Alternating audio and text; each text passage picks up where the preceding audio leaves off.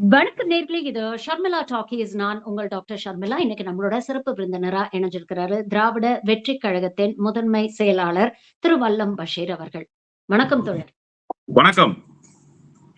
இன்னைக்கு தமிழ்நாடு சட்டமன்றத்துல முதலமைச்சர் விஜய் அவர்கள் தமிழ்த்தாய் வாழ்த்து முதன்மையாக பாடப்படணும் அப்படின்னு ஒரு தனி தீர்மானம் கொண்டு வந்திருக்கிறாரு அப்படிங்கறத பாக்குறோம். ஏற்கனவே இருக்கக்கூடிய ஒரு விஷயத்துக்கு மறுபடியும் ஏன் தனி தீர்மானம் அப்படிங்கிற ஒரு கேள்வி வருது. இப்படிப்பட்ட ஒரு தனி தீர்மானம் கொண்டு வரதுனால ஆளுநருடைய நிலைப்பாட்டுல ஏதாவது ஒரு மாறுதல் வருமா? இதனால ஏதாவது ஒரு எஃபெக்ட் இருக்க போகுதா அப்படிங்கிற கேள்வி இருக்கு. இது எப்படி பாக்க? தமிழ்நாட்டில் ஏற்கனவே நடைமுறையில் இருப்பதுதான் தமிழ்த்தாய் வாழ்த்து ஒழிப்பது என்பது. அதை வழக்கத்துக்கு மாறாக புதிய ஆளுநர் புதிய சட்டப்பேரவைக்கு அர்லேக்கராக வருகிறார் என்றவுடன் உடனே மரபை மாற்றிக்கொண்டு தேசிய கீதம் 2 முறை ஒலிக்கும் என்று இந்த அரசு வாய்ப்பை தந்தது. அதனுடைய விளைவாகத்தான் எந்த மனோன்மணியம் சுந்தரனார் அவர்கள் தமிழ்த்தாய் வாழ்த்தை யாத்து தந்தாரோ அவருடைய பெயரால் அமையப்பட்டிருக்கிற அந்த பல்கலைக்கழகத்திலேயே தமிழ்த்தாய் வாழ்த்து ஒலிக்காது என்று பல்கலைக்கழகத்தினுடைய நிர்வாகம் துணிச்சலோடு சொல்கிறது. அதை பல்கலைக்கழகத்தை மேற்பார்வையிடுகிற உயர்கல்வி அமைச்சகத்தினுடைய அமைச்சர் அது குறித்து வாய் திறக்கவே இல்லை. கேட்டால் நான் அந்த நிகழ்ச்சியை புறக்கணிக்கிறேன் என்று சொல்கிறார். நிகழ்ச்சியை புறக்கணிப்பது ஒரு சட்டமன்ற உறுப்பினர் செய்கிற வேலை, ஒரு நாடாளுமன்ற உறுப்பினர் செய்கிற வேலை. பல்கலைக்கழகத்துக்கு வேந்தராக யார் இருக்க வேண்டும் என்று கேட்டால் கடந்த ஆட்சியிலே பல்கலைக்கழகத்துக்கு வேந்தராக இருக்கிற உரிமை அமைச்சருக்குத்தான் இருக்கிறது, அல்லது முதலமைச்சர் தான் இருக்க வேண்டும் என்பதுதான் நம்ம எல்லாரும் வைத்த வாதம். அப்படிப்பட்ட ஒரு சூழலில் இன்றைக்கு அந்த அமைச்சரே நான் புறக்கணிக்கிறேன் என்று எனக்கு எதுவும் அதிகாரம் இல்லை என்பது போல ஒரு துணியில பேசுவது என்பதும், இந்த அரசு அதற்கு வாய்மூடி கள்ள மௌனம் காத்தது என்பதும் உண்மையிலேயே தமிழர்களினுடைய இதயத்தில் சூட்டுக்கோள் பாய்ச்சுகிற வேலை என்றுதான் அதை எல்லோரும் உணர்ந்தார்கள். இப்போது திடீரென ஏற்கனவே ஜிஓ கலைஞர் பீரியட்லயே பாஸ் பண்ணிருக்காங்க.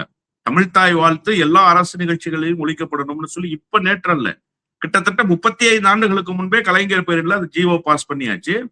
இன்னொரு முக்கியமான விஷயம் என்ன அப்படின்னு சொன்னா, ஆளுநர் அவர்கள் நான் தமிழ்த்தாய் வாழ்த்து ஒழித்தால் நான் இருக்க மாட்டேன் என்கிற நிலையை எல்லாம் கடந்த காலத்தில் ரவி அவர்கள் எடுத்த போது, நீ இருந்தாலும் இல்லை என்று சொன்னாலும் தமிழ்த்தாய் வாழ்த்து ஒழிக்கும் என்கிற நிலைப்பாட்டை சட்டப்பேரவையில் அன்றைக்கு இருந்த அரசு, திராவிட முன்னேற்ற கழகத்தினுடைய அரசு உறுதியாக நின்று அதை பதிவு செய்தது. ஆனா இப்ப எல்லா வாய்ப்பையும், தனக்கு இருக்கிற வாய்ப்பை எல்லாம் தவற விட்டு இப்படிப்பட்ட சூழலில் ஒரு தீர்மானத்தை நிறைவேற்றுவது என்பது ஒரு கண்துடைப்பு நாடகம் தான். இதன் மூலமாக இந்த அரசு தமிழ்த்தாய் வாழ்த்து ஒழிக்க செய்வதில் உறுதி காட்டுகிறது என்கிற ஒரு மாய பிம்பத்தை ஏற்படுத்துவதற்கு முனைகிறார்கள். ஆனால் உண்மையிலேயே அப்படி ஒரு சூழல் இருக்கிறதா என்று கேட்டால் இல்லை. ஏற்கனவே என்ன சொன்னார்கள், அர்லேக்கர் வந்தார், அவர் ஒரு மியூச்சுவல் கன்சர்ன்ல இங்க வந்து போனார் என்று சொன்னார்கள். இந்த அரசினுடைய எந்த உரையையும் அவர் தவிர்க்கவில்லை என்று சொன்னார்கள். இந்த அரசு சொன்ன எதையுமே அவர் அறிவிக்காமல் விட்டுவிடவில்லை என்று சொன்னார்கள். கடந்த காலத்தில் இருந்ததை போல ஆளுநர் என்பவர் சண்டையிடவில்லை, ஒரு சுமூகமான சூழலுக்கு வந்திருக்கிறார் என்று சொன்னார்கள். நீங்கள் அவர்கள் சொன்னதை செய்து விட்டதற்கு பிறகு உங்களிடத்தில் எதற்காக அர்லேக்கர் சண்டை போட போகிறார்? ரவி சொன்னதை அன்றைக்கு இருந்த முதலமைச்சர் மு.க. ஸ்டாலின் அவர்கள் செய்யாத காரணத்தால் தான் ரவிக்கும் அரசுக்குமான ஒரு யுத்தம் என்பது ஒரு நிழல் யுத்தத்தை போல நடந்து கொண்டே இருந்தது. ஆனால் இந்த முறை அப்படி இல்லையே. ஆளுநர் இடத்திலிருந்து என்ன அறிவிப்பு உங்களுக்கு வந்ததோ, ஆளுநர் எதை செய்ய வேண்டும் என்று உங்களை அறிவுறுத்தினாரோ அதை அப்படியே சட்டப்பேரவையில் இந்த அரசு செய்து காட்டியது. அதனுடைய விளைவாக இந்த அரசுக்கு எல்லா வகையிலும் துணை நிற்கிறேன் என்று தன்னுடைய உரையிலே காட்டிவிட்டு போனார். இப்போது சமரசம் செய்து கொண்டது அரசுதானே தவிர ஆளுநர் சமரசம் செய்து கொள்ளவில்லை, ஆளுநர் கீழே இறங்கி வரவில்லை. இதையெல்லாம் விட பெரிய கொடுமை என்னவென்று சொன்னால், உண்மையிலேயே ஆளுநருக்கும் இவர்களுக்கும் ஒரு மியூச்சுவல் கன்சர்ன் இருக்கு அப்படின்னு இவங்க சொல்ற வாதம் சரியாக இருக்குமே. ஆனால் ஏன் காலங்காலமாக பின்பற்றுகிற மரபை இன்றைக்கு வேந்தராக இருக்கிற ஆளுநர், இப்போதைக்கு பல்கலைக்கழகங்களுக்கு வேந்தர் ஆளுநர் என்பதுதானே, அந்த வேந்தராக இருக்கிற ஆளுநர் இந்த பல்கலைக்கழகத்தில், அதுவும் யார் தமிழ்த்தாய் வாழ்த்தை இயற்றினாரோ அவருடைய பெயரால் அமையப்பட்டிருக்கிற பல்கலைக்கழகத்தில் ஏன் தமிழ்த்தாய் வாழ்த்து ஒழிக்கவில்லை என்று கேட்டிருக்க வேண்டும் அல்லவா? தமிழ்நாட்டுக்கு தானே அவர் ஆளுநர், அதையும் அவர் கேட்கவில்லை. இந்த அரசு அது குறித்து வாய் திறக்கவே இல்லை, ஒரு கண்டனத்தை பதிவு செய்யவில்லை, ஏன் என்று ஒரு துறை ரீதியான விசாரணைக்கும் உத்தரவிடவில்லை. இதையெல்லாம் விட பெரிய கொடுமை என்னன்னா, மாண்புமிகு உயர்கல்வித்துறை அமைச்சர் விஸ்வநாதன் சொன்னாரு, நாங்க கடந்த ஆட்சி காலத்துல இருந்தது மாதிரி சண்டை போட்டுக்கிட்டே இருக்க மாட்டோம், கடந்த ஆட்சி காலத்துல இருந்தது மாதிரி நாங்க ஆளுநரோட முரண்பட மாட்டோம், ஒரு இணக்கமான உறவை பெறுவோம். எது இணக்கமான உறவு? உரிமையை விட்டு கொடுப்பதா இணக்கமான உறவு? அந்த வேலையை அவர்கள் செய்தார்கள். இன்றைக்கு ரொம்ப அழகா மாண்புமிகு முன்னாள் உயர்கல்வித்துறை அமைச்சர் அண்ணன் கோவி செலியன் பேசுகிற போது ரொம்ப கிளாரிட்டியோட சொன்னார், இப்படி ஒரு நிலைமை வந்திருக்கவே கூடாது, ஆனாலும் வந்துவிட்டது. அதை தடுப்பதற்கு இந்த அரசு ஏதோ ஒரு முயற்சியை எடுக்கிறது, அதற்கு எங்களுடைய ஆதரவு எப்போதும் உண்டு என்று சொன்னார். ஏனென்று சொன்னால், தாயை பழித்தாலும் தமிழை பழித்தாலும் விடேன் என்பது தமிழர்களினுடைய நிலைப்பாடு. அந்த நிலைப்பாட்டில் நாங்கள் இருக்கிறோம் என்று சொன்னார். இதன் பிறகாவது ஏதாவது மாற்றம் நிகழுமா என்று கேட்டால், நிச்சயமாக இதன் பிறகு மாற்றம் நிகழாது. பல்கலைக்கழகங்களில் இனிமேலும் மனோன்மணியம் சுந்தரனார் பெயரால் அமைந்திருக்கிற பல்கலைக்கழகத்தில் என்ன நடந்ததோ அதுதான் அடுத்தடுத்த பல்கலைக்கழகங்களிலும் நடக்கும். இந்த அரசு அதையும் வேடிக்கை பார்க்கும். ஏனென்று சொன்னால், இந்த அரசு ஒரு முதுகெலும்பில்லாத அரசு. பன்வாரிலால் புரோஹித்னு ஒரு ஆளுநர் இருந்தார் இல்லையா, அவர் முதலமைச்சர் கோட்டையில் இருக்கிற போது இவர் பேரலல் கவர்னன்ஸ் ரன் பண்ணார். இவர் போய் ஆய்வு கூட்டங்களை நடத்தினார். மாவட்ட ஆட்சித்தலைவர்களை, மாவட்ட காவல் கண்காணிப்பாளர்களை அழைத்தார். அப்போது எடப்பாடி பழனிசாமி என்ன பண்ணாருன்னா, கை கட்டி வாய் பொத்தி உட்கார்ந்து இருந்தார் கோட்டையில. அன்றைக்கு எதிர்கட்சி தலைவராக இருந்த அண்ணன் மு க ஸ்டாலின் தான் சொன்னாரு, நீங்க இந்த வேலையை செய்யறதுக்கு இங்க வரல, பேரலல் கவர்னன்ஸ் ரன் பண்றதா இருந்தா கவர்னர் மாளிகையை முற்றுகையிடுகிற சூழல் திமுகவுக்கு வந்துடும்னு எச்சரிக்கை விடுத்தார். எச்சரிக்கை விடுத்ததற்கு பிறகுதான் 2 நாட்கள் கழித்து அவர் திட்டமிட்டு வைத்திருந்த அந்த பயணங்களை எல்லாம் ரத்து செய்து விட்டு ராஜ்பவன்ல போய் ஒளிஞ்சுக்கிட்டார். அப்போ ஒரு முதலமைச்சர் ஆளுநரை கண்டிக்க துப்பற்றவராக, வக்கற்றவராக இருந்தார் என்று சொன்னால் ஆளுநர்கள் கொட்டமடிக்கத்தான் செய்வார்கள். அவர்களை ஒடுக்க வேண்டிய இன்னைக்கு சட்டமன்றத்துல இந்த தீர்மானம் வரதுக்கு முக்கியமான காரணமே நீங்க சொன்ன மாதிரி மனோன்மணியம் சுந்தரனார் யூனிவர்சிட்டியில நடந்த அந்த இன்சிடென்ட் தான். அத பத்தி சிபிஐ சட்டமன்ற உறுப்பினர் தோழர் மாரிமுத்து பேச முனையும் பொழுது உடனே ஸ்பீக்கர் அவரை தடுத்து நிறுத்துறாரு. வன்னியரசு அவர்கள் பேச தொடங்கும் போதும் அவரை நிறுத்துறாரு. இதுக்கு முன்னாலேயே வன்னியரசு அவர்கள் பாஜகவை பத்தி பேச தொடங்கும் போது கூட அவர்களுடைய இதை பத்தி எல்லாம் பேசாதீங்க, வெறும் தீர்மானத்தை பத்தி பேசுங்க அப்படிங்கிறாங்க. ஒன்றிய பாஜக அரசையோ ஆளுநரையோ கண்டிக்கிறதுல எங்களுக்கு ஏன் இவ்வளவு தயக்கம்? அமித்ஷா, மோடி, ஒன்றிய அரசு என்று சொன்னாலே இவர்களுக்கு கைகால் ஆட்டம் எடுத்து விடுகிறது என்பதுதான் உண்மை. நீங்கள் நன்றாக யோசித்து பாருங்கள். ஏறக்குறைய 2 மாதத்தை கடந்திருக்கிறது இந்த அரசு. எதற்காகவாவது இந்த அரசு ஒன்றிய அரசினுடைய பெயரை சொல்லி ஒரு மெல்லிய விமர்சனத்தையாவது வைத்திருக்கிறதா? நிதி தருவதிலே தமிழ்நாட்டுக்கு குறை இருக்கிறது என்பதை சொல்லி மாண்புமிகு மரிய வில்சன் அவர்கள் ஒரு தீர்மானத்தை கொண்டு வருகிறார். அதை ஆதரித்து பேசுகிற முன்னாள் நிதியமைச்சர் மரியாதைக்குரிய அண்ணன் தங்கம் தென்னரசு பேசிய வார்த்தைகளில் ஒரு சின்ன பகுதியை கூட இவர்கள் பேசவில்லையே. ஏன் சார் எங்களுக்கு நிதி தர மறுக்கிறீங்க? ஜிஎஸ்டி நிலுவைத் தொகை எங்களுக்கு இருக்கா? நாங்க ஜிஎஸ்டி கட்டினதுல பாக்கி வச்சிருக்கிறோமா? வரி வருவாயை ஒன்றியத்துக்கு செலுத்துவதில் பாக்கி வச்சிருக்கிறோமா? தொழில் வரி செலுத்துவதில் ஏதாவது பிரச்சனை இருக்கா எங்களுக்கு? இல்லையே, எல்லாவற்றையும் நாங்கள் செய்திருக்கிறோம். ஏன் நீங்க எங்களுடைய வரி திருப்பி தருவதிலும் எங்களுடைய நிதியை குறைத்து கொடுப்பதிலும் ரொம்ப ஆர்வமாக இருக்கீங்க, திருப்பி தரமாட்டேன்றீங்க எங்களுடைய வரியை அப்படின்னு ஒரு வார்த்தையாவது இந்த முதலமைச்சரோ இந்த நிதியமைச்சரோ ஒரு கடிதம் எழுதியாவது கேட்டாங்களான்னா கேட்கல. நிதி ஆயோக் கூட்டத்தை புறக்கணித்தார் கடந்த காலத்தில் அண்ணன் மு க ஸ்டாலின் முதலமைச்சராக இருக்கிற போது. இப்ப நிதி ஆயோக் கூட்டத்துக்கு போயிட்டு வந்தார் இந்த முதலமைச்சர். அங்கேயாவது போய் பேசினாரா? நிதி ஆயோக் கூட்டத்திலேயாவது போய் பேசினாரா? அல்லது பிரதமரை சந்தித்தார் என்று சொன்னார்களே, படங்கள் வெளியில் வந்தது, அப்போதாவது பேசினாரா? இல்ல. நிர்மலா சீதாராமன் அம்மையாரை தொடர்பு கொள்ள முயற்சித்தாரா? அதுவும் இல்லை. அப்போ இவருக்கு என்னவென்று சொன்னால், ஒன்றிய அரசு, மோடி, பாரதிய ஜனதா கட்சி என்று சொன்னால் அஞ்சு நடுங்கக்கூடிய ஒரு நிலையில் தான் இவர்கள் இருக்காங்க. என்ன மேடம், நீங்க டெல்லியில மாணவர்களுடைய போராட்டம் தலைவிரித்து ஆடுது. தலைநகர் சென்னையில கூட்டணி கட்சியாக இருக்கக்கூடிய பாலன் இல்லத்துல போராட்டம் நடக்குது. அமைச்சர்கள் போகல, ஆதரவு தெரிவிக்கல. தர்மேந்திர பிரதான் ராஜினாமா செய்கிறாருங்கிற செய்தி வந்ததற்கு பிறகு போய் அமைச்சர் ராஜ்மோகன் ஆதரவு தெரிவிக்கிறார். ஏன் அவ்வளவு பயம் உங்களுக்கு? அப்படி என்ன சார் புடுங்கி தின்றுவாங்க உங்களை? ஏன் சார் நடுங்குறீங்க? எதன் பொருட்டு இந்த அச்ச உணர்வுன்னா, பாரதிய ஜனதா கட்சியினுடைய பப்பட்டாக இந்த அரசு இயங்கி கொண்டிருக்கிறது. பாரதிய ஜனதா கட்சியினுடைய கைப்பாவையாக இந்த அரசு இயங்கி கொண்டிருக்கிறது. அதனால் பாரதிய ஜனதா கட்சியோ ஒன்றிய அரசையோ ஒரு வார்த்தை கூட எதிர்த்து பேச மாட்டார்கள். அதற்காக எந்த விலையை வேண்டுமானாலும் கொடுப்பார்கள். காவிரியை விலை கொடுத்தார்கள், தமிழ்தாய் வாழ்த்தை விலை கொடுத்தார்கள், மாநில உரிமையை விலை கொடுத்தார்கள். எல்லாவற்றையும் விலை கொடுத்து அவர்களிடத்திலே மண்டியிட்டு சரணாகதி ஆகியிருக்கிறார்கள். ஆனா இப்ப டீலிமிட்டேஷன் விஷயத்துல தீவிரமா ஒரு பாஜகவுக்கு எதிர்நிலையான ஒரு ஸ்டாண்ட் தாவேகா எடுத்திருக்குது இல்லையா? அப்போ அன்புமணி அவர்கள் சொல்றாரு, இது காங்கிரஸுடைய அழுத்தத்தினாலதான் தாவேகா இப்படிப்பட்ட ஒரு ஸ்டாண்டை எடுத்திருக்கு அப்படின்னு. பாஜகவுக்கு இவங்க சரண்டர் ஆயிட்டாங்கன்னா அப்ப இப்படிப்பட்ட ஒரு எதிர்நிலை எடுக்க வேண்டிய அவசியம் இப்ப என்ன வந்துச்சு? அதாவது, நான் அடிக்கிறது போல அடிக்கிறேன், நீ அணைக்கிறது போல அணைக்கணும்ன்ற அரசியல் தான் இந்த அரசியல். நான் என்ன கேட்கிறேன், டீலிமிட்டேஷன் தமிழ்நாட்டுக்கு டீலிமிட்டேஷனுடைய பாதிப்பு குறித்து ஒரு விழிப்புணர்வை ஊட்டியது யார்? திராவிட முன்னேற்ற கழகம் தானே. தேர்தல் பிரச்சார களத்தில் எல்லோரும் இருக்கிறார்கள்.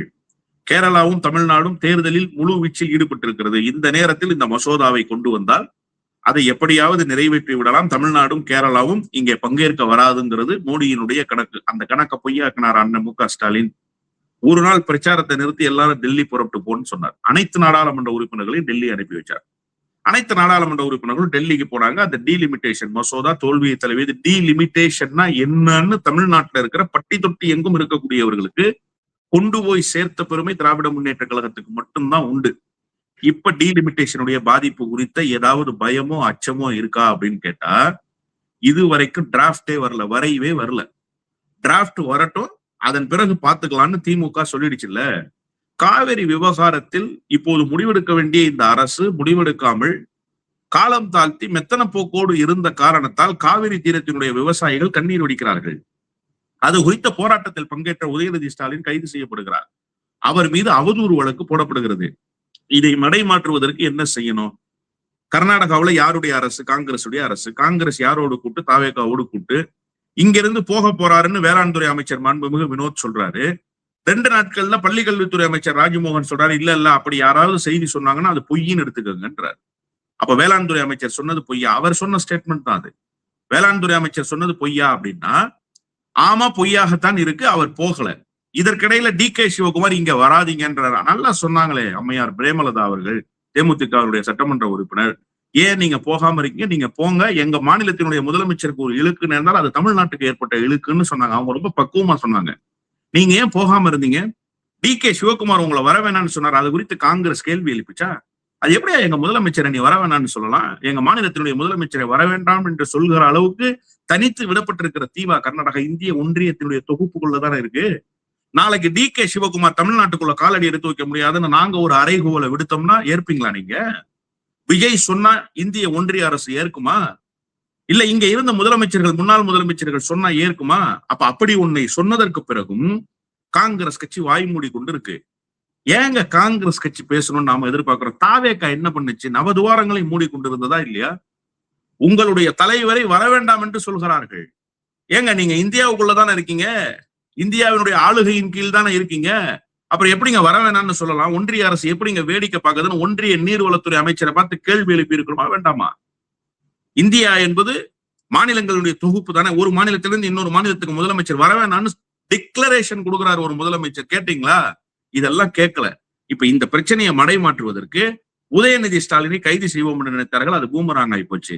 சட்டப்பேரவையில உதயநிதி ஸ்டாலின் கேள்வி கேட்கிறார். என்ன கேள்வி கேட்கிறார்? ஏன் அனைத்து கட்சி கூட்டத்தை கூட்டலன்னு கேட்கிறார். ஏன் காவிரி விவகாரத்தில் அனைத்து கட்சி கூட்டத்தை கூட்டலன்றாரு. ஜூன் மாதம் 12ஆம் தேதி திறக்கப்பட வேண்டிய தண்ணீர் இன்னைக்கு என்ன ஆச்சு? ஆகஸ்ட் மாசம் 10ஆம் தேதி ஆச்சு.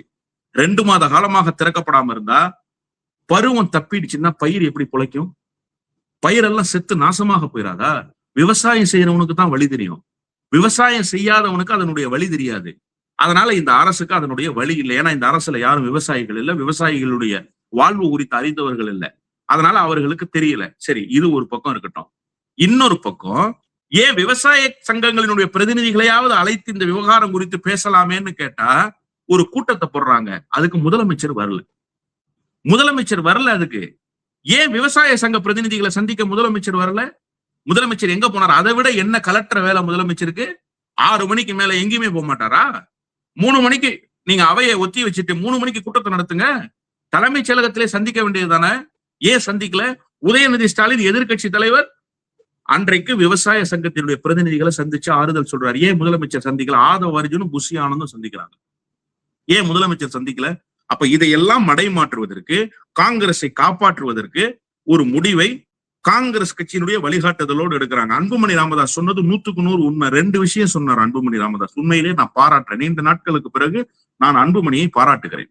எதற்காகன்னா, அவர் தான் சொன்னாரு திமுகவினுடைய ஸ்டாண்ட் என்னன்னு பல்ஸ் பாக்குறதுக்காக இந்த கூட்டம்னு சொன்னார். 1. 2வது, காங்கிரசுடைய வழிகாட்டுதலும் நடக்க. 1 இல்ல, டீலிமிட்டேஷன் விஷயத்துல இந்தியாவிலேயே முதலாக பற்ற வைக்கப்பட்ட நெருப்பு தமிழ்நாட்டிலிருந்து மு.க. ஸ்டாலின் பற்ற வைத்த நெருப்பு. இன்னைக்கு இருக்கிறது மாதிரி வெறும் 19 உறுப்பினர்களை கூப்பிடல அவரு. 57 உறுப்பினர் மேடம். தமிழ்நாட்டுல 57 நாடாளுமன்ற உறுப்பினர்கள்ல வெறும் 19 பேர் தான். 1/2 கூட இல்ல, அதை விட குறைவு. காங்கிரஸ் கட்சியிலே ஒருத்தர் ஆப்சென்ட். அதுல 19 பேரை வச்சு கூட்டம் நடத்தல. முன்னாள் இந்நாள் முதலமைச்சர்கள் பிற மாநிலங்களில் இருந்து, முன்னாள் இந்நாள் எதிர்கட்சி தலைவர்கள் பிற மாநிலங்களில் இருந்து, ஒட்டுமொத்தமாக தென்னிந்தியா பாதிக்கப்படும் என்றவுடன் தென்னிந்தியாவினுடைய ஒட்டுமொத்த முதலமைச்சர்களை ரேவந்த் ரெட்டி வந்துட்டாரு, பினராயி விஜயன் வந்துட்டாரு, எல்லாரையும் கூப்பிட்டாரு.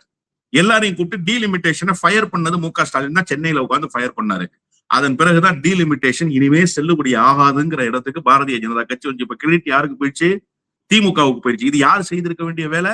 காங்கிரஸ் செய்திருக்க வேண்டிய. அன்னைக்கு காங்கிரஸ் எங்க போச்சு? காங்கிரஸ் என்ன செஞ்சிச்சு? ராகுல் காந்தி ஏன் வாய் பத்தி உட்கார்ந்து இருந்தாரு, கை கட்டி ஏன் உட்கார்ந்து இருந்தாரு? அன்னைக்கு அதை திமுக செஞ்சிருச்சு. இப்ப அந்த கிரெடிட்டை திமுக எடுக்குது. டீலிமிட்டேஷன்னா திமுக பேர் தான் வெளியில தெரியுது. அதை மடைமாற்றி எங்களுடைய கூட்டணியும் இதற்கான முயற்சி எடுக்குதுன்னு நீங்க அனைத்து கட்சியினுடைய நாடாளுமன்ற உறுப்பினர் அழைச்சிங்க. வந்தது யாரோ? தாவேகாவினுடைய கூட்டணி கட்சி நாடாளுமன்ற உறுப்பினர்கள் மட்டும்தான். ஒருவர் கூட வரல. இன்னொன்று, இந்த கூட்டம் ஒரு பல்லில்லாத பாம்புன்னு பாரதிய ஜனதா கட்சிக்கு தெரியும். அதுல அண்ணன் திருமா மட்டும்தான் பார்ட்டி லீடர். நான் என்ன கேட்கிறேன்னா, கொறடா உத்தரவையே மீறி நாடாளுமன்ற உறுப்பினர்களால செயல்பட முடியாது இல்லையா? அது எப்படி ஒரு கட்சி தலைமையை மீறி செயல்பட முடியும்? ஒரு கட்சி தலைவரை அழைத்து பேசுவது சுமூக தீர்வா? இந்த பிரச்சனையினுடைய அடுத்த கட்டத்தை ஆலோசிப்பதற்கு அனைத்து கட்சி தலைவர்களை அழைக்க வேண்டுமா? அனைத்து கட்சி நாடாளுமன்ற உறுப்பினர்கள் அழைக்க வேண்டுமா? சு வெங்கடேசன் ஒரு முடிவு எடுத்துட்டார். உதாரணத்துக்கு வச்சுக்கோங்க, சு வெங்கடேசனை கூப்பிட்டு பேசிட்டீங்க. அதுதான் கம்யூனிஸ்டுடைய ஸ்டாண்டா? அதான் கம்யூனிஸ்டுடைய ஸ்டாண்டா? வெங்கடேசன் முடிவுக்கு கம்யூனிஸ்ட் கட்டுப்படுமா? காங்கிரஸ் உடைய ஸ்டாண்டே பாத்தீங்கன்னா, தமிழ்நாட்டுல இருக்கக்கூடிய மாணிக்கம் டாகூர் இவங்கெல்லாம் வந்து இது நோ டீலிமிட்டேஷன் அப்படின்னு சொல்றாங்க. ஆனா ஜெயராம் ரமேஷ் கொடுத்த அறிக்கையிலயும் சரி, கார்கே கொடுத்த அறிக்கையிலயும் சரி, அவங்க ஃபேர் டீலிமிட்டேஷன் அப்படின்னு தானே பேசுறாங்க. அப்போ காங்கிரஸ்குள்ளே மாநிலத்துக்கு மாநிலம் ஒரு வேற வேற நிலைப்பாடு இருக்கு அப்படிங்கறத நம்மளால பார்க்க முடியுது இல்லையா? அதே மாதிரி இப்போ இந்த மீட்டிங்ல என்ன நடந்துச்சு அப்படிங்கறது ஒரு அதிகாரப்பூர்வ அறிக்கையே வெளியில வரலையே. இல்ல, இந்த கூட்டம் என்பது சமோசா சாப்பிட்டு விட்டு டீ குடித்து விட்டு வெளியே வந்தது, அவ்வளவுதான். நான் கூட கையில பட்டையெல்லாம் கட்டிக்கிட்டு பெரிய புரட்சியாளர் ஃபிடல் காஸ்ட்ரோ மாதிரி வேகமா போனாரு வைகோ மகன். நான் கூட நினைச்சேன் பெரிய புரட்சியெல்லாம் வெடிச்சிடும் போல் இருக்கு இவங்க போற வேகத்தை பார்த்தான்னு. கடைசியில இது ஒரு பல்லில்லாத பாம்பாக மாறி போச்சு. உண்மையிலேயே என்னவென்று கேட்டால், முதலமைச்சர் என்ன பேசினார் அந்த கூட்டத்தில் யாருக்குமே தெரியாது. அந்த கூட்டத்துக்கு போனவங்களுக்காவது தெரியுமா? அந்த கூட்டத்துக்கு போயிட்டு வந்தவர்கள் பத்திரிகையாளர்களை சந்திச்சாங்க. அதான் ரொம்ப பாராட்டப்பட வேண்டியது. வந்தவங்களும் அவங்க ஸ்டாண்ட சொன்னாங்களே தவிர கூட்டத்துல என்ன ஆலோசிக்கப்பட்டுச்சுன்னு சொல்லல. முதலமைச்சர் என்ன சொன்னாருன்னு சொல்ல. ஒரு கிக் ஆஃப் பண்றீங்கல்ல, நீங்க ஒரு பந்தை எட்டி உதைக்கிறீங்க. எப்படி நீங்க எட்டி உதைச்சிங்கன்றத அந்த களத்துல இருக்கிறவங்க வந்து சொன்னாதானே எங்களுக்கு தெரியும். நாங்க கிரவுண்ட்லயும் இல்ல, பார்வையாளர்கள் மாடத்திலயும் இல்ல, எங்களுக்கு எப்படி தெரியும்? அப்ப வந்தவங்களும் என்ன சொல்றாங்க? முதலமைச்சர் பேசுனதை பத்தி எதுவும் சொல்லையே. எங்க பார்ட்டி ஸ்டாண்ட் இது, இதெல்லாம் நாங்க விசாரிச்சோம், இப்படி எல்லாம் நாங்க வந்து ஆலோசிச்சோம் அப்படின்னு சொல்றாங்க. முடிவு என்ன? கூட்டத்தினுடைய நீங்க ரொம்ப அழகா சொன்னீங்களே, ஒரு கூட்டறிக்கை கூட வெளியிடல. பாரதிய ஜனதா கட்சியை நாங்கள் கண்டிக்கிறோம்ன்ற வார்த்தை இல்ல. பாஜகவுக்கு இதுதான் தேவை. இங்க பார்க்கும்போது தமிழ்நாட்டுல அந்த ரஜினியினுடைய ஒரு படம் இருக்கும், மறு வச்சா சந்திரன், மறு இல்லைன்னா இந்திரன். அது மாதிரி தமிழ்நாட்டுல பார்க்கும்போது பாஜக எதிர்ப்பு போல தெரியும். அகில இந்திய அரசியலில் பார்க்கும்போது இந்த கூட்டம் ஒன்றுமே இல்லை, ஒரு உப்பு சப்பு இல்லாத கூட்டம் இந்த கூட்டம் என்பது பாரதிய ஜனதா கட்சிக்கு தெரியும். அதனாலதான் இது போன்ற கூட்டங்களை நடத்த விட்டு பாரதிய ஜனதா கட்சி வேடிக்கை பார்க்குது. இந்த கூட்டத்துல கூட பாஜகவுக்கு எதிராக ஒரு வார்த்தை தாவேகா அரசு பேசாது. தாவேகா அரசு ஏன் பாஜகவுக்கு எதிராக பேசலன்னு காங்கிரஸும் கேட்காது. இது எப்படி இருக்கு? இன்னொரு முக்கியமான பாயிண்ட்டுக்கு வரேன். நீங்க சொன்னீங்கல்ல மாநிலத்துக்கு மாநிலம் வேறுபடுதுன்னு. காங்கிரஸ் கட்சியினுடைய ஸ்டாண்டே வேறுபடுதுன்ற நான். நீங்க உள்ளூர டீலிமிட்டேஷனை விரும்புறாரு ராகுல் காந்தி. தென்னிந்தியாவுக்குள்ள கர்நாடகாவும் தெலுங்கானாவும் மட்டும்தான் அவர்களுக்கு நம்பிக்கைக்குரிய பகுதியாக இருக்கு. இப்போ கேரளா கைக்கு வந்திருக்கு அப்படின்னு ஒரு வேளை நீங்க வச்சுக்கிட்டா கூட இது நிரந்தரம் இல்லை. மார்க்சிஸ்ட் எப்போது வேண்டுமானாலும் இந்த வாய்ப்பை தட்டி பறிக்கும். தமிழ்நாட்டுல அண்டி பிழைக்க வேண்டிய கட்டாயத்துல இருக்கு. அது ஒரு கால் இல்லாத பொய்க்கால் குதிரையாக இருக்கு காங்கிரஸ். அப்ப யாராவது அதை தூக்கி சுமக்கணும். ஒண்ணு தாவேகா தூக்கி சுமக்கணும், இல்ல திமுக தூக்கி சுமக்கணும். இப்ப உங்களுக்கு ஆந்திராவில சந்திரபாபு நாயுடு கதையை முடிச்சிட்டாரு. இன்னொரு பக்கம் ஜெகன்மோகன் ரெட்டி கதையை முடிச்சாச்சு. காங்கிரஸ் கட்சி சவப்பட்டியில தூக்கி வச்சாச்சு. கடைசி ஆணி அறைகிற வேலையை செஞ்சுக்கிட்டு இருக்கிறாங்க. அப்ப கர்நாடகாவில எஞ்சி இருக்கக்கூடிய வாய்ப்பையும் தக்க வச்சுக்க முடியுமான்னு தெரியல. ஏன்னா நாடாளுமன்ற தேர்தலில் பெருசா தக்க வைக்கல. அப்போ தென்னிந்தியாவை மையப்படுத்தி தென்னிந்தியாவுக்குள் ஒரு புரட்சியையோ அல்லது ஒரு வெற்றியையோ பெற்று ஆட்சி அதிகாரத்தை கைப்பற்ற முடியாதுன்னு ராகுல் காந்திக்கு தெரியும். ஆனா இப்ப உத்தரப்பிரதேசம் புதிய நம்பிக்கையை தந்துருச்சு அகிலேஷ் யாதவ் கூட்டணிக்கு பிறகு. பீகார்ல ஏதாவது ஒரு மிராக்கல் நடந்துரும் எதிர்பார்க்கறாங்க. அப்ப உத்தரப்பிரதேசமும் பீகாரும் நம்பர்ஸை கூட்டிட்டாங்கன்னா நமக்கு நல்லதுன்னு காங்கிரஸ் நினைக்குது. அப்ப ராகுல் காந்தியினுடைய ஸ்டாண்ட் வந்து ஃபேர் டீலிமிட்டேஷனோ நோ டீலிமிட்டேஷனோ கிடையாது. வி நீட் டீலிமிட்டேஷன் அப்படிங்கிற இடத்துக்கு ராகுல் காந்தி வந்து சேர்ந்திருக்கிறார். அப்ப ராகுல் காந்தி அழுத்தமாக பதிவு செய்யாத கருத்துக்களை வைத்துக் கொண்டு இங்க இருக்கிற காங்கிரஸ் சில்லறைகள் உருட்டி கொண்டே இருக்கிறார்களே தவிர அகில இந்திய காங்கிரஸ் கமிட்டியினுடைய முடிவு என்ன? நான் என்ன கேட்கிறேன், பாரதிய ஜனதா கட்சி ஒரு தவறான முடிவை எடுக்குது. யார் இதை எதிர்க்கணும்? அகில இந்திய அளவுல எதிர்க்கிற வல்லமை எங்களுக்கு தானே இருக்குன்னு சொல்லுதுல்ல காங்கிரஸ். இது வரைக்கும் காங்கிரஸ் ஏன் டீலிமிட்டேஷன் விவகாரத்தில் அனைத்து கட்சி கூட்டத்தை கூப்பிடல? ஏன் கூப்பிடல? இது வரைக்கும் கூப்பிட்டுருக்கணும்ல. காங்கிரஸ் கட்சி அழைச்சிருக்கணும், வாங்கப்பா டெல்லிக்கு எல்லாரும் புறப்பட்டு என்னன்னு உட்கார்ந்து பேசுவோம் அப்படின்னு சொல்லணும்ல. அல்லது இந்தியா கூட்டணியினுடைய கூட்டம் இப்ப இங்க எப்படி டீ சமோசாவோ அது மாதிரி அங்க அகில இந்திய அளவுல டீ சமோசா வேணா கச்சோரி மாதிரி ஏதாவது கொடுத்துருந்துருக்கலாம். அங்க உட்கார்ந்து பேசுனீங்கல்ல, அங்கேயாவது இந்த டீலிமிட்டேஷன் விவகாரம் பேசுனீங்களா? டீலிமிட்டேஷனுக்கு எதிராக ஏதாவது கருத்து இருக்கா? அங்கேயும் கருத்து இல்ல. அப்போ காங்கிரஸ் கட்சி பாம்புக்கு தலையும் மீனுக்கு வாழையும் இந்த விவகாரத்தில் காட்டிக் கொண்டிருக்கிறது. உள்ளூர டீலிமிட்டேஷனை ராகுல் காந்தி விரும்புகிறார், காங்கிரஸ் கட்சி விரும்புகிறது. இப்ப இந்த ஒரு 3 மாசம் ஆயிடுச்சு தாவேகா ஆட்சிக்கு வந்து. இனிமேல் மட்டும் நீங்க பாத்தீங்கன்னா மெயின் ஸ்ட்ரீம் ஊடகங்களாகவும் சரி, இல்ல மீடியாக்களாகவும் சரி, இல்ல சோசியல் மீடியாகவும் சரி, திமுகவே எப்பவுமே பதில் சொல்லணும் அப்படிங்கிற ஒரு நிலைப்பாடை வந்து எடுக்கிறாங்க. எல்லா விஷயத்திலயும் திமுக என்ன செஞ்சது, திமுக ஏன் பதில் சொல்லணும்? இதுல வந்து இப்ப ஆளுங்கட்சியா இருக்கக்கூடிய தாவேகாவை நோக்கி எந்த கேள்விகளும் யாருமே எழுப்புறது இல்ல. அவங்க ஒரு விளக்கம் சொல்லணும் அப்படின்னு கேட்கறது இல்ல. ஃபேர் டீலிமிட்டேஷன் அப்படின்னு ஸ்டாலின் காலகட்டத்துல கூட்டப்பட்டதுல புஷி ஆனந்த்க்கு கலந்துகிட்டு அதுல கையெழுத்து போட்டாரு. இப்ப அவங்கதான் நிலைப்பாடை மாத்தி இருக்கிறாங்க. இருந்தாலும் திமுக தான் விளக்கம் சொல்லணும் அப்படின்னு கேக்குறாங்க. எல்லாருமே அப்படி திமுகவை தொடர்ந்து டார்கெட் பண்றதுக்கு பின்னால இருக்கக்கூடிய காரணம் இல்ல, இன்னும் அவர்கள் திமுக தான் ஆளுங்கட்சி என்று நம்பிக்கொண்டிருக்கிறார்கள் போலும். அண்ணன் ஸ்டாலின் தான் இன்றைக்கும் முதலமைச்சர் என்று அவர்கள் நம்புகிறார்கள் போல. அப்படித்தான் புரிந்து கொள்ளணும். இதுல ரொம்ப முக்கியமான விஷயம் என்னன்னு கேட்டீங்கன்னா, எப்போதுமே கல்லடியும் சொல்லடியும் திராவிட முன்னேற்ற கழகத்தை, அது ஆட்சி அதிகாரத்தில் இருந்தாலும் சரி, இல்லை என்றாலும் சரி, நீங்க இப்ப பார்க்க வேண்டியதில்லை. அம்மையார் ஆட்சி காலத்திலும் சரி, கலைஞருடைய காலத்திலும் சரி, அம்மையார் ஆட்சியில இருப்பாங்க, கேள்வியை கலைஞர்கிட்ட தான் போய் கேட்பாங்க. ஏன்னா அம்மையார் ஜெயலலிதாவை பார்க்க முடியாது. அம்மையார் ஜெயலலிதா பத்திரிகையாளர்களை சந்திக்க மாட்டாங்க. இப்ப எப்படி விஜய் இருக்கிறாரோ இதே பாணி டிட்டோ அப்படியே பின்பற்றியவர், சாரி ஜெயலலிதா பாணியை டிட்டோ பின்பற்றுகிறவர் விஜய். ஏன்னா விஜய் பாணியை அவங்க பின்பற்றல, அவங்களுக்குன்னு ஒரு தனி ஸ்டைல். அந்த ஸ்டைல தான் விஜய் இப்ப ஃபாலோ பண்ணிட்டு இருக்காரு. அப்போ திமுக எப்போதுமே ரெஸ்பான்சிபிளான பார்ட்டியாகவே இருந்திருக்கிற காரணத்தால் தொடர்ந்து இந்த விமர்சனங்களை எதிர்கொள்ள வேண்டிய கட்சியாக திராவிட முன்னேற்ற கழகம் இருக்கு. நீங்க ரொம்ப முக்கியமான ஒரு செய்தியை சொன்னீங்க. புஷி ஆனந்த் கூட்டத்துல கலந்துக்கிட்டாரு, நிலைப்பாட்டுல மாற்றம் இருக்கு, அவங்களதானே கேள்வி கேட்கணும். இதுல என்ன ரொம்ப முக்கியமா பார்க்க வேண்டி இருக்குன்னா, ஒரு அருவருக்கத்தக்க அரசியலும் கூட, முக்கியமான அரசியல் என்பதை கடந்து இந்த ஃபயரை உருவாக்குனது திமுக. டீலிமிட்டேஷனுடைய பாதிப்பு குறித்து தமிழ்நாட்டினுடைய பட்டி தொட்டிக்கு கொண்டு சேர்த்தது திமுக. வலிமையாக அதை எதிர்த்து அதை வீழ்த்தியது திமுக. ஆனா திமுக இப்ப ஆதரிக்க போதுன்னு 4 பேர் பேசுறான். தாவேகா தான் அதை எதிர்க்குதுன்னு பேசுறான். இதே தாவேகா டீலிமிட்டேஷன் ஒன்னும் தமிழ்நாட்டினுடைய அத்தியாவசிய பிரச்சனை இல்லை, அதை எப்படி வேண்டுமானாலும் செஞ்சுக்கலான்னு இதே விஜய் அறிக்கையாக தந்த அறிக்கை இப்போதும் இருக்கிறது. அப்போ விஜய் தான் நிலைப்பாட்டை மாற்றி அன்றைக்கு ஒன்று இன்றைக்கு ஒன்று பேசுகிறார். ஏன் விஜய் இப்படி பேசுறாருன்னு யாருமே கேட்கல. டீலிமிட்டேஷனுக்காக அன்னைக்கு எதுவுமே செய்யாத தாவேகா எங்காவது ஒரு இடத்துல ஒரு ஆர்ப்பாட்டம் நடத்தினதா தாவேகா? டீலிமிட்டேஷனுக்காக எங்காவது ஒருவர் யாராவது பேசினாங்களா? அந்த கட்சியினுடைய முக்கியமான முகங்கள் என்று அறியப்படுகிற யாராவது பேசினாங்களா? இல்ல. ஆனா அவர்கள் குறித்தெல்லாம் கேள்வி இல்லை அப்படின்னு சொன்னா, இந்த ஊடகங்கள் திரைமறைவிலே வேறு ஒரு வேலையை செய்து கொண்டிருக்கிறார்கள். அது என்னன்னா, தாவேகாவுக்கு மெல்ல வருடி கொடுக்கிற வேலையை செய்கிறார்கள். தாவேகாவினுடைய இந்த அரசியல் தமிழ்நாட்டில் சரியாக இருக்கும்னு நினைக்கிறாங்க. ஏன்னா இந்த அரசியல் தமிழ்நாட்டினுடைய எந்த கட்டத்துக்கும் நன்மையை தராது, தமிழ்நாட்டினுடைய வாழ்வாதாரத்துக்கு நன்மை தராது, தமிழ்நாட்டினுடைய அனைத்து கொள்கைகளுக்கு நேர்முரணாக நிற்குது இந்த அரசு. இந்த அரசை வருடி கொடுப்பதன் மூலமாக தமிழ்நாட்டினுடைய தன்மையை எப்படியாவது மாற்றி விடலாம்னு பாரதிய ஜனதா கட்சி நினைக்குது. அதற்கு இவர்கள் ஏற்றவாறு செயல்படுகிறார்கள் என்றுதான் நான் பார்க்கிறேன். ஆனா திமுக வலிமையாகத்தான் இருக்கு. தோல்வியை தழுவி இருக்கிறதே தவிர வலிமை குறையவில்லை. அதனுடைய வலிமை அப்படியே இருக்கிறது என்பதற்கு உதயநிதி ஸ்டாலின் கைது செய்யப்பட்ட அன்று தமிழ்நாடு எழுந்த விதம் சாட்சி பகிர்ந்தது. டீலிமிட்டேஷன் விவகாரத்தில் இப்போது இவங்க என்ன பண்றாங்கன்னா, குரங்கு கையில பனங்காய் சிக்கினது மாதிரி உருட்டிக்கிட்டே இருக்காங்க. இந்த பக்கமா அந்த பக்கமா அந்த பக்கமா. திமுக தெளிவாக இருக்கு. தமிழ்நாட்டுக்கு இப்போது இருக்க பிரதிநிதித்துவத்தை நீங்கள் உயர்த்தி மற்ற மாநிலங்களுக்கும் தமிழ்நாட்டுக்கும் இருக்கிற வேறுபாட்டை போலவே செய்தால் சரி, அதுல எந்த பிரச்சனையும் கிடையாது. ஆனா தமிழ்நாட்டுக்கு 3 இடம் தான் கூடுதலா கொடுப்போம், உத்தரப்பிரதேசத்துக்கு 30 இடம் கூடுதலா கொடுப்போம்னா அது தேவையில்லைங்கிறது திமுக. இப்ப இதுல சமரசம் செய்யுமா? பலருக்கு இந்த விஷயம் புரியல. திமுக அரசியல் எப்போதுமே நுட்பமானது. எதிரியை அடிக்கிறது இல்ல திமுகவினுடைய வேலை. எதிரிய பக்கத்துல கட்டி போட்டு வைக்கிறது தான் திமுகவினுடைய வேலை. மினிமம் காமன் ப்ரோக்ராம்னு கொண்டு வந்தார் கலைஞர். குறைந்தபட்ச பொது செயல் திட்டம்னு பேரு.